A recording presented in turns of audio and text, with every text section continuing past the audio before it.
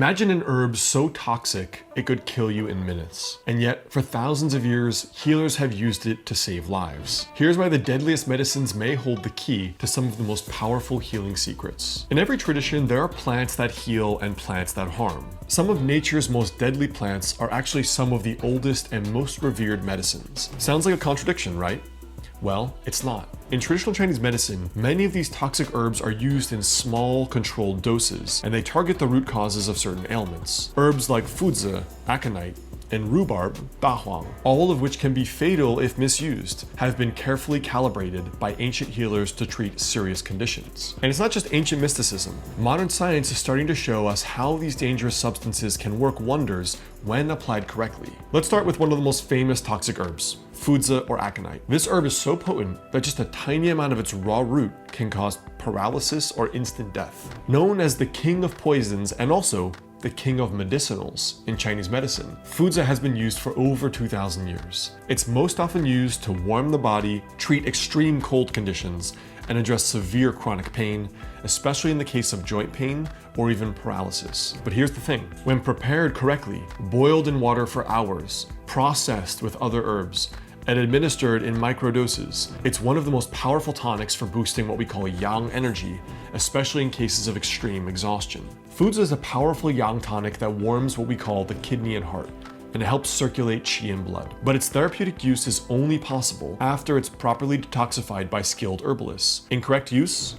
Lethal. Here's where it gets even more interesting. Modern research has started to validate many of the claims of Fuda that were said in ancient times. Fuda contains Ainotine, which is a potent alkaloid that affects the central nervous system and the heart. When used in proper dosages, Ainotine has been shown to increase heart rate and improve circulation, which is why it's so effective for treating conditions like chronic pain, rheumatoid arthritis, and even certain heart conditions. In fact, Fuda is so effective at stimulating circulation and metabolism that modern scientists have been studying it as a potential treatment for heart disease, cardiovascular disease, and heart failure. Now, Fuda isn't the only toxic herb in traditional Chinese medicine with a dark reputation. Let's talk about a few others. First, there's rhubarb, or dahuang, which can be dangerous in excess. It's commonly used in traditional Chinese medicine to clear heat, move blood, and relieve constipation. But too much of this herb can cause kidney damage or cause diarrhea. So why are we still using these, quote, dangerous herbs? These herbs, when used in the right doses and prepared properly,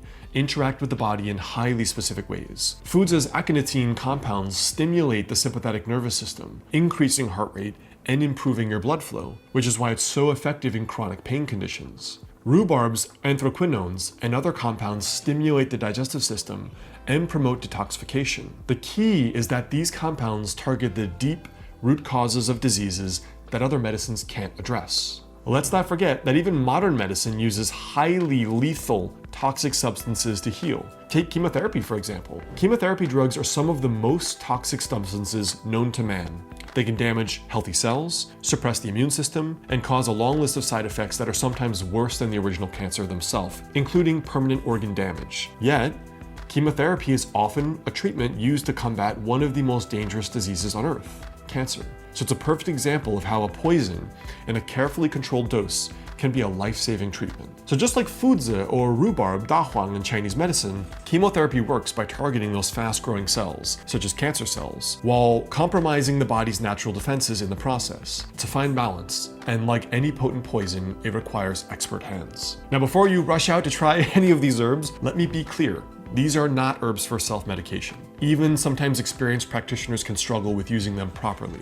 Without the proper knowledge of dosing, preparation, and the subtle interactions with other herbs or medications, these herbs can be harmful. That's why it's critical to work with only a skilled or licensed practitioner who knows exactly what to do. While nature's deadliest medicines may seem like a paradox, they remind us of the ancient wisdom that the right dose of poison can also be the antidote, but always with care and always with the right knowledge. Nature has given us powerful medicines that, when used correctly, can be incredibly healing. I've created a free guide that highlights some of the most powerful herbs in traditional Chinese medicine, including how to use them safely. So you guys can download it. It's the link right below this video. You should see it in this little bar here or right below the description here. And it'll tell you about some powerful healing remedies and how you can support your own wellness today. If you've made it this far into the video, it probably means that this message resonates with you on a deeper level.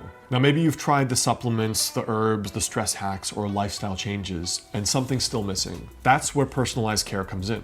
In my private clinic in Los Angeles, I work one-on-one with people or via telemedicine who are done guessing. People who are ready to get to the root cause of their anxiety, GI problems, burnout, or chronic fatigue. This isn't a generic protocol. It's custom classical East Asian medicine designed for your body. So if you guys want to learn more, just go to dralexheyne.com/clinic or read more below this video. And if you're interested in herbal healing, there's another great related video for you right here.